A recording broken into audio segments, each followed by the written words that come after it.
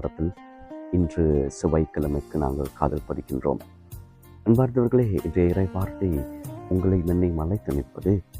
நாங்கள் இந்த உலகத்திலே வாழுகின்ற பொழுது நாங்கள் ஆடம்பரமான அல்லது நாங்கள் சரீர ரீதியாக உடல் ரீதியாக மற்றவர்களுக்கு தெரியக்கூடியவாறு நாங்கள் எவ்வாறு சுத்தமாக இருக்கின்றோம், அதே போன்று என்னுடைய உள்ளார்ந்த ரீதியாக ஆன்மீக ரீதியாக நாங்கள் எவ்வாறான நபராக அந்த உள்ளத்தை எவ்வாறு நான் சுத்தப்படுத்தியவனாக வாழ்ந்து கொண்டிருக்கின்றேன் என்று சிந்தித்து பார்க்க இன்றைய வார்த்தையை நாங்கள் பார்க்கின்ற பொழுது இன்றும் அவர் சொல்லுகிறார் பரிசேயர்களுக்கு சதுசேயர்களுடைய வாழ்க்கையை பற்றி அவர் இன்றைய நாளிலும் வார்த்தையினூடாக எங்களை அழைத்து நிற்கின்றார்.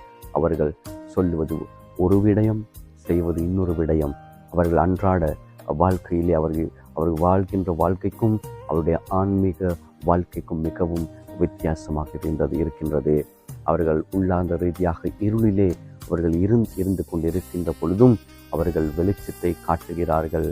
உடல் ரீதியாக சரீர ரீதியாக அவர்கள் ஆடம்பர வாழ்க்கையினூடாக நீங்களும் நானும் இந்த ஆடம்பர வாழ்க்கைக்காக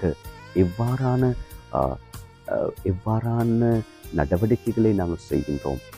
பண ரீதியாக உடல் ரீதியாக பலவிதமான விடயங்களை செய்தாலும் ஆன்மீகத்தை சுத்தமாக வைத்துக் கொள்வதற்கு நான் எவ்வாறு கஷ்டப்படுகின்றேன், எவ்வாறு நான் முயற்சி செய்கின்றேன் என்று நாங்கள் இன்று நாளிலே சிந்தித்து பார்க்கக்கூடியவர்களாக எங்களை இன்றைய இறை வார்த்தை அழைத்து நிற்கின்றது. எனவே நாங்கள் முயற்சி செய்ய வேண்டும்.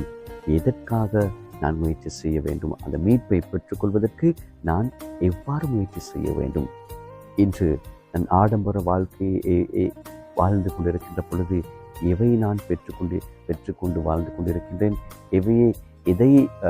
எதை நாடி நான் செல்லுகின்றேன்? எனக்கு தேவையானவற்றை நான் மறந்துவிட்டு தேவை அற்றவற்றை நாடிய நபராக நான் இருக்கின்ற பொழுது வார்த்தையை அழைத்து நிற்கின்றது.